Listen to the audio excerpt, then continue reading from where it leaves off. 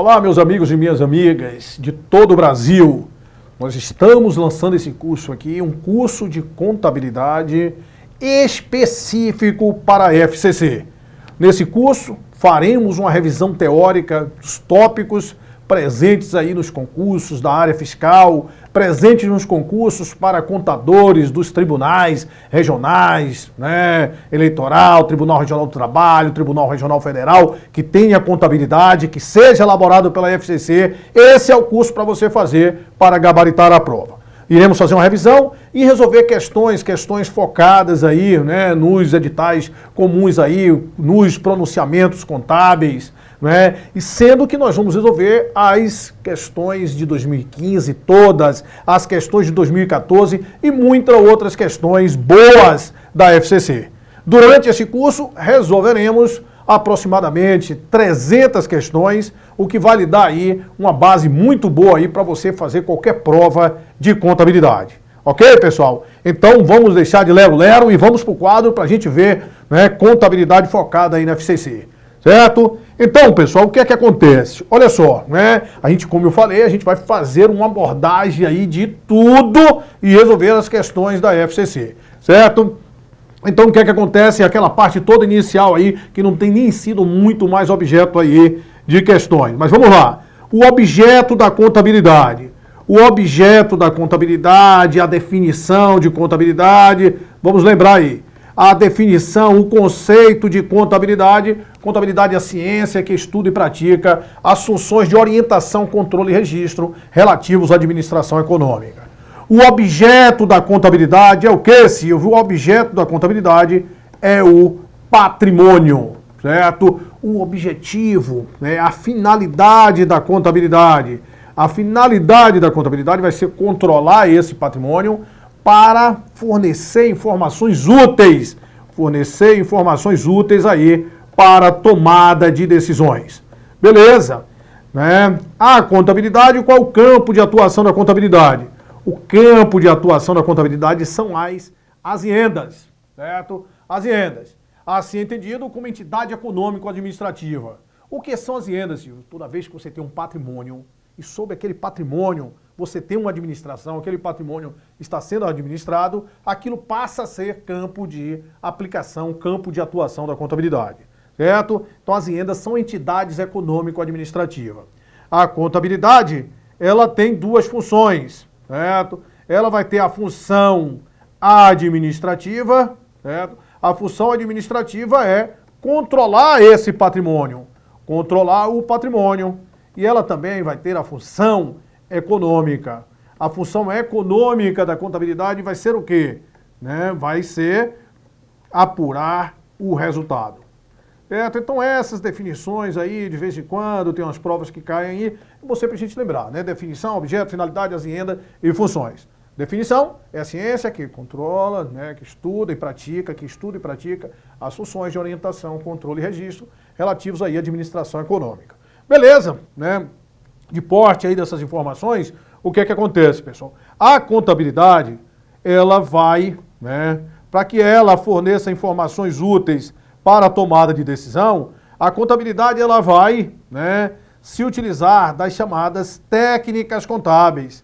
Certo, Silvio? Técnicas contábeis. E o que é que são essas técnicas contábeis? Vamos lá, Vai permitir são procedimentos que vão permitir a contabilidade alcançar o objetivo dela. E qual é o objetivo da contabilidade? Fornecer essas informações úteis para a tomada de decisão. Ela vai estudar e praticar as funções de quê? Orientação, controle e registro. Então, contabilidade orienta, controla e registra. Então, para que ela faça esse tripé, isso é um tripé, Ela controla, orienta e registra. Registra, controla e orienta. Então, ela utiliza das técnicas contábeis. Quais são as chamadas técnicas contábeis? As técnicas contábeis são... Vamos lá, técnicas contábeis, nós vamos ter aqui, técnica contábil de número 1, a escrituração, certo? Essa escrituração vai ser o registro de todos os fatos que alteram o patrimônio. Essa escrituração vai ser em livros próprios, vai obedecer o preceito da legislação comercial, da Lei 6.404, ao regime de competência, aos princípios de contabilidade. Beleza. Também existe uma outra técnica contábil chamada demonstrações contábeis. certo? Não pode confundir. As demonstrações contábeis também são técnicas. A escrituração vai ser a técnica que vai permitir a contabilidade, lembra lá da definição? Orientação, controle e registro. É através da escrituração que a contabilidade vai registrar todos os fatos que alteram o patrimônio. Beleza. As demonstrações contábeis. As demonstrações contábeis vão ser relatórios que vão permitir a comunicação entre a contabilidade e o usuário da contabilidade. Se você tivesse só a escrituração, o usuário não ia entender zorra de nada. Então aquela escrituração toda, ela vai ser condensada em relatórios, certo? Esses relatórios vão ser as demonstrações contábeis, certo? Demonstrações contábeis vai ser uma forma da contabilidade se comunicar com o usuário da contabilidade. E quais são as demonstrações contábeis? Lei 6.404, nós temos aqui o balanço patrimonial, a DRE, a DLPA, a DFC e para as sociedades de capital aberto também o que? A DVA. DVA somente para capital aberto, certo? E a própria lei 6.404 fala que se as empresas de capital fechado tiver PL inferior a 2 milhões, também vai estar dispensada de elaborar a DFC, certo? Pessoal, com esse, e de acordo com a lei, com o CPC, com os pronunciamentos, o CPC especificamente o 26, né, nós temos o balanço patrimonial, a DRE, a DLPA nós não temos como conjunto completo das obrigações. Ela é substituída pela DMPL. Nós temos a DFC, nós temos a DVA também, né? Nós temos a DRA, demonstração do resultado abrangente, certo? E também faz parte do conjunto completo as notas explicativas. Então, de acordo com o CPC 26, as notas explicativas compõem o conjunto completo das demonstrações. De acordo com a Lei 6.404, as demonstrações contábeis serão complementadas através de notas explicativas. Beleza. Esse balanço patrimonial, ele vai ser um demonstrativo que vai evidenciar a situação patrimonial e financeira. O balanço patrimonial é o único demonstrativo estático. Lá você vai ter o valor do ativo, do passivo e do PL, certo? Evidencia a situação patrimonial e financeira da empresa. Quais são os elementos do balanço patrimonial? Ativo, passivo e PL. Então esses três elementos vão evidenciar a situação patrimonial e financeira. A DRE vai evidenciar o desempenho da empresa. Essa DRE ela vai confrontar receita e despesa obedecendo o regime de competência, né, e apurar o que? O resultado. Apurar se houve lucro, se houve prejuízo, apurar o chamado resultado econômico. Esses dois demonstrativos, pessoal, são realmente os demonstrativos mais importantes. Balanço patrimonial e DRE. Porque essa DLPA, na DRE você apura o resultado, mas esse resultado vai entrar no balanço patrimonial através da DLPA. Essa DLPA ela vai receber o lucro do período, o resultado, e fazer a distribuição. A DFC, pessoal, é como se fosse um demonstrativo, é obrigatório, mas é complementar. Por que é complementar? A função desse demonstrativo, né, DFC, vai ser demonstrar a variação que ocorreu com o disponível de um período para outro. Eu, no balanço patrimonial, não sei qual que foi que causou aquela variação no disponível. Aí esse demonstrativo ele vai evidenciar essa variação que vai ocorrer no disponível. E essa DVA vai ser o que, Steve? A DVA? A DVA vai mostrar como foi gerada a riqueza, né, de determinada empresa e como vai ser feita essa distribuição dessa riqueza para os elementos que contribuíram para a geração da mesma. Certo? Então temos aí de escrituração, demonstrações contábeis. Nós vamos ter aqui também a auditoria, certo? E a análise de balanço. Auditoria e análise de balanço.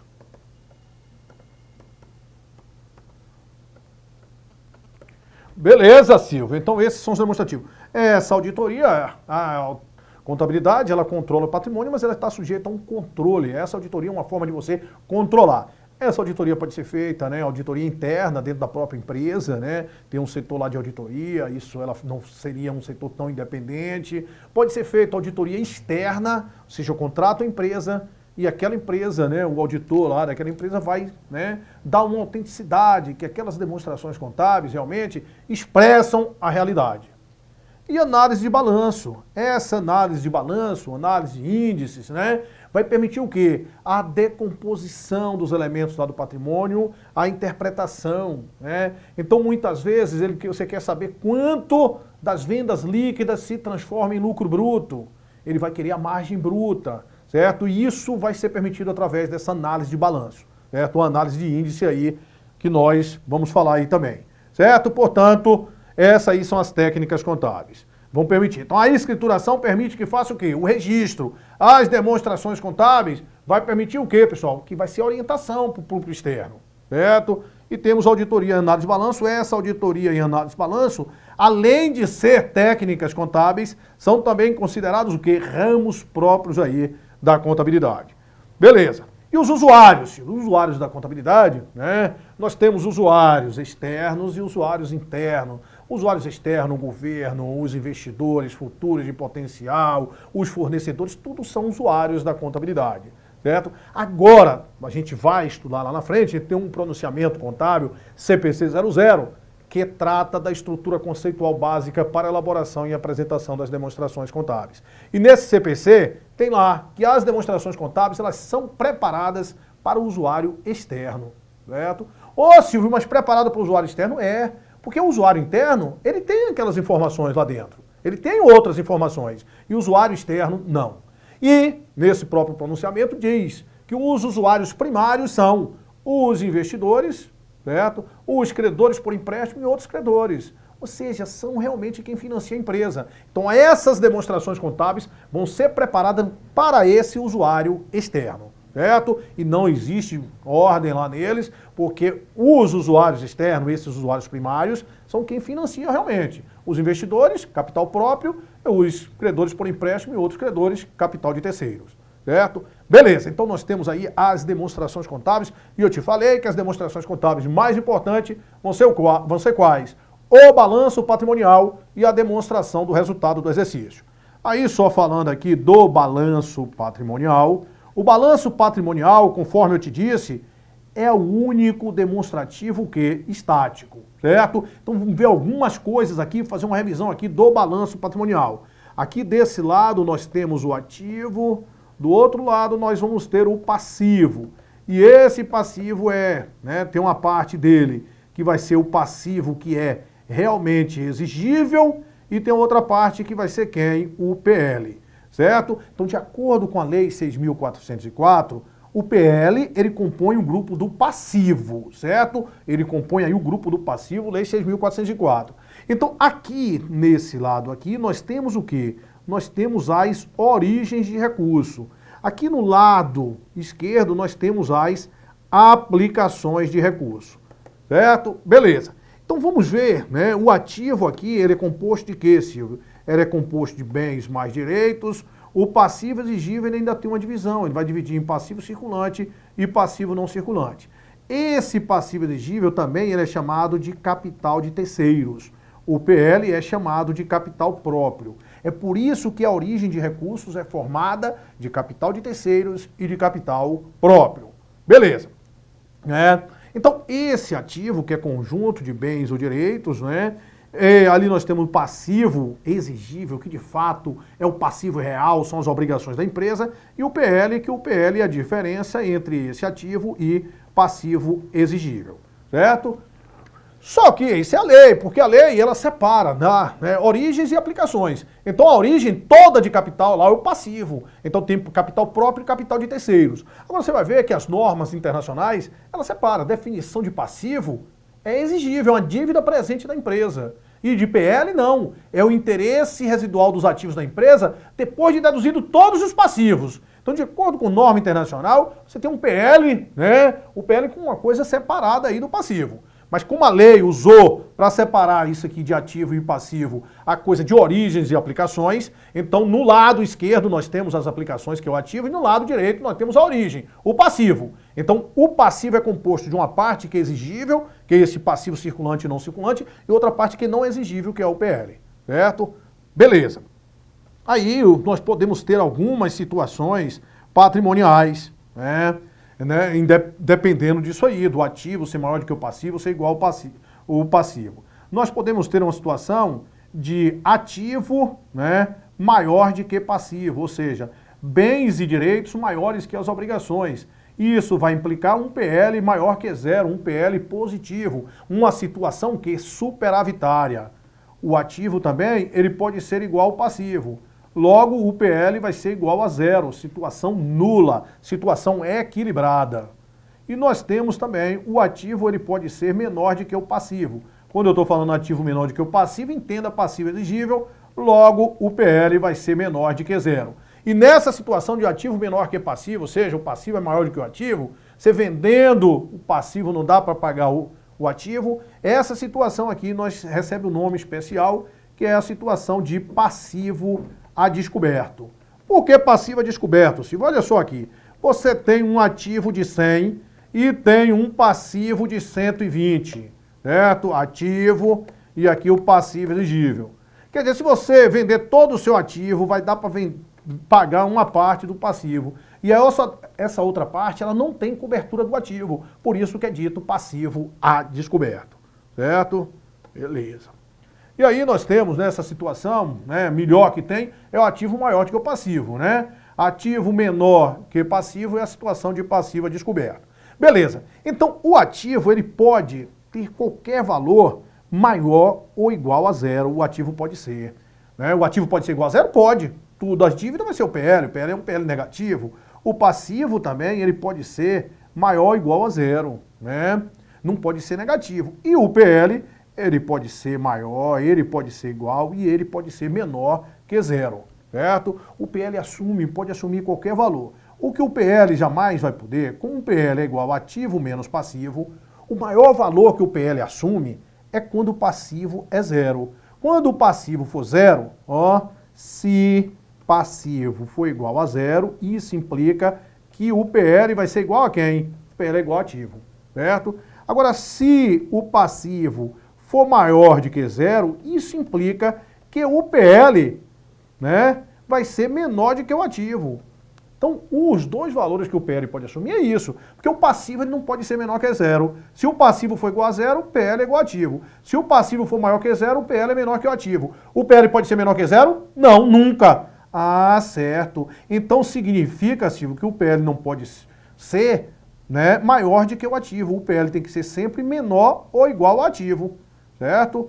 Esse ativo, inclusive, ele recebe um nome aqui, ó, ativo, também chamado de patrimônio bruto, certo? Ativo também chamado aí de patrimônio bruto. O PL pode assumir qualquer valor, maior, menor ou igual a zero. Agora, o que jamais o PL pode ser é maior do que o ativo, certo? Tem que ser menor ou igual ao ativo, isso é igual quando o passivo for igual a zero. Então, isso aqui é chamado de origem, mas também recebe outro nome, ó. Origem de aplicações, aqui nós temos também, ó, fontes de financiamento. Fontes de financiamento. E aqui nós podemos ter fontes de investimento, né? Investimento, fontes de investimentos ou simplesmente investimento ou aplicações, né? Tudo isso aí na denominação do ativo. Beleza. Esse ativo que nós estamos vendo aqui, que a gente já resumiu aí um monte de coisa, né? Ele vai ser, tá lá na Lei 6.404, que o ativo ele é, né? A exposição do ativo, ele vem em ordem decrescente de liquidez, certo? O que é que significa, Silvio, ordem decrescente de liquidez? Quanto mais em cima, mais facilmente ele vai ser convertido em quê? Em caixa. O passivo, a lei não fala isso. Por que a lei não fala isso em relação ao passivo? Porque ela considera tanto o passivo exigível quanto o PL, né, como passivo. E o PL não é exigível, certo? Então não tem lá na lei que o passivo em ordem decrescente de exigibilidade. Mas, por analogia, a gente pega e coloca que o passivo, ó, o passivo exigível, ele vai ser em ordem decrescente de exigibilidade. Ou seja, né, quanto mais em cima, mais facilmente vai ser convertida aquela exigência, né? Então, se você tem lá fornecedores no circulante, ele vai ser aquela, né, exigibilidade, ela já está para ser, né, se tornar mesmo fato, enquanto outras que vão estando abaixo, elas vão demorar de se tornar exigível. Então está lá na lei, ordem decrescente de liquidez, e o passivo não está lá na lei, porque é considerado o PL na lei como passivo, mas o passivo exigível em si, ele vem em ordem decrescente de exigibilidade. Beleza? Tranquilo. Agora, para a gente ver, esse ativo, ele também vai ser dividido, né? Como é que esse ativo vai ser dividido? Esse ativo ele vai ser dividido em dois grupos, certo? O passivo aqui exigível foi dividido em passivo circulante e passivo não circulante. Aqui o ativo também vai ser dividido em ativo circulante e em ativo que não circulante, certo? Ativo circulante e ativo não circulante. A lei diz, o ativo é dividido em dois grupos, ativo circulante e ativo não circulante. O ativo não circulante, por sua vez, ele vai ser dividido em ativo realizável a longo prazo, investimento, imobilizado e intangível, certo? Ali no ativo não circulante tem os ativos de longa maturação, que é mais difícil de ser convertido em caixa. Então, ativo não circulante, nós teremos o ativo realizável a longo prazo, investimento, imobilizado e intangível. Aqui no ativo circulante, a gente ainda faz uma divisãozinha ali no ativo circulante. No ativo circulante, nós teremos o que ali, pessoal? Ó, as despesas antecipadas, o disponível, né?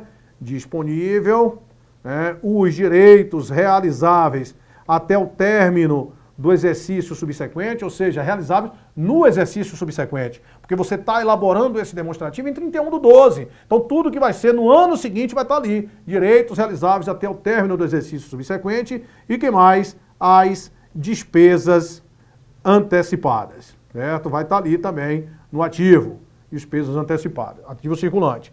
Beleza, né? Então, o que é que vai estar lá no ativo circulante? Tudo aquilo que vai ser realizável no curso do exercício social subsequente vai ser circulante. Agora, aí a gente tem que tomar cuidado com duas situações. Quais são as duas situações? Existem, né, empresas que têm um ciclo operacional maior que um. E essas empresas que tiverem um ciclo operacional maior do que um, a gente tem que tomar cuidado. Por que tem que tomar cuidado? Porque se a empresa tem um ciclo operacional maior do que um, o prazo para essa classificação do que é circulante e não circulante vai ter como base o prazo desse ciclo. Então, a empresa que tenha um ciclo operacional de 2 anos, então tudo que ela for realizar em até 2 anos vai ser circulante e só após 2 anos vai ser não circulante. Põe uma coisa na tua cabeça, que o ciclo operacional, ele não interfere no exercício social. Ele vai interferir na classificação do que é circulante e não circulante, certo? O exercício social não, a duração do exercício social é 1 ano. Só em 2 situações que vai ser diferente de 1 ano. Na constituição da companhia ou então se houver alguma reforma estatutária, certo? Beleza, então, ciclo operacional maior do que 1 ano. Ô Silvio, que zorra esse ciclo operacional. Ciclo operacional, pessoal, é o decurso de prazo que você vai, compra uma indústria, por exemplo, comprou uma matéria-prima, industrializou, vendeu até receber aquilo ali, é o ciclo operacional dela. Que é diferente do chamado ciclo econômico, certo? O ciclo econômico é o prazo de estocagem lá. Você comprou mercadoria, aquele prazo médio que aquela mercadoria fica no estoque é chamado de ciclo econômico. Vendeu, aí levou 3 meses para receber. Aquele prazo de estocagem mais esse prazo médio aqui de recebimento, isso sim é o ciclo operacional, certo? Ô Silvio, então quer dizer que o ciclo operacional é igual ao ciclo econômico, que vai ser o tempo que ela ficou no estoque, mais esse prazo médio de recebimento. Beleza. Então pode acontecer, você deve estar aí pensando, se você vendeu à vista, significa que o tempo que ficou lá no estoque, né, como não houve prazo, significa que o ciclo econômico vai ser igual ao ciclo operacional. Perfeito, perfeito. Certo? E depois a gente fala do ciclo financeiro, que vai ser esse ciclo que nós temos já operacional, mas o prazo médio, né, menos o prazo médio de pagamento a fornecedores. Certo? Essa é a diferença entre recebimento e pagamento, que vai ser o fluxo financeiro. Certo? Mas além disso, a gente tem que tomar cuidado com a outra situação, que é o seguinte. Né? Qual é a outra situação, Silvio? A situação aqui que você tem que ficar esperto é que tem aquelas operações de venda, empréstimo e adiantamento a pessoas ligadas decorrente de operações não usuais. Aí, se coincidir todas essas, né, essas situações, venda, empréstimo e adiantamento a pessoas ligadas decorrente de operações não usuais, aí independe do prazo. Mesmo que você vender, né, para receber em 30 dias, em 60 dias, Isso vai ficar onde? No ativo realizável a longo prazo, certo? Venda, empréstimo, adiantamento a pessoas ligadas, decorrente de operações não usuais, vai ficar lá no ativo realizável a longo prazo. Por exemplo, vendeu mercadoria. Mercadoria é uma coisa usual. Se vender para receber no exercício seguinte vai ser circulante, se não no exercício seguinte vai ser não circulante, certo? Vendeu imobilizado para, né, vendeu mercadorias que eu coloquei para uma coligada. Então atendeu, né, a duas, venda para pessoas ligadas, que é uma coligada, mas não foi usual. Então obedece o prazo. Agora, se você vendeu um imobilizado para uma coligada, vendeu, para a coligada e é não usual. Aí, independe do prazo, vai para o ativo realizável a longo prazo, certo? Agora a gente tem que ter cuidado com isso aqui, que todas as bancas colocam dessa forma. O que, Silvio? É aquela situação, pessoal, de você, por exemplo, ele fala assim, a empresa emprestou dinheiro somente, emprestou dinheiro a coligada, emprestou dinheiro a diretores. Aí você fala, empréstimo, tá ali, venda empréstimo a pessoas ligadas. Silvio, mas a questão não falou que era não usual. Pessoal, mas se for operação de empréstimo, né, a regra é que as empresas comerciais, ela vende mercadoria, ela não empresta dinheiro. Então, se não for instituição financeira, emprestar dinheiro vai ser uma coisa o quê? Vai ser uma coisa não usual mesmo, já é subentendido. Então, se falou lá, empréstimo a diretores, empréstimos a coligadas, a controladas, você não fica querendo aquela coisa, não falou que é não usual, não. Você já classifica direto como ativo realizável a longo prazo, certo? Beleza, lá no passivo, né? No passivo, ordem decrescente de exigibilidade, a gente vai ter Então, enquanto o ativo é dividido em dois grupos, segundo a Lei 6.404, o passivo vai ser dividido em 3 grupos. Quais são os 3 grupos? Passivo circulante, passivo não circulante e PL, certo? E aí, pra gente matar esse negócio aí, pra gente finalizar, pra você ficar esperto mesmo, olha só. Eu te falei que isso aqui, do lado direito, são as origens de capital e do lado, né, esquerdo nós temos aplicações. E isso aqui é muito importante você saber.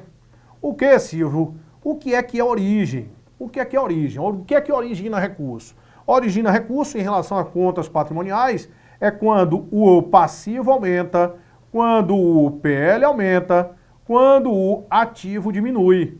Isso é uma origem de recursos. Ou então, quando nós temos o quê? Receita é origem de recurso, certo? Passivo aumentou, PL aumentou, ativo diminuiu, ou receita nós temos origens de recurso.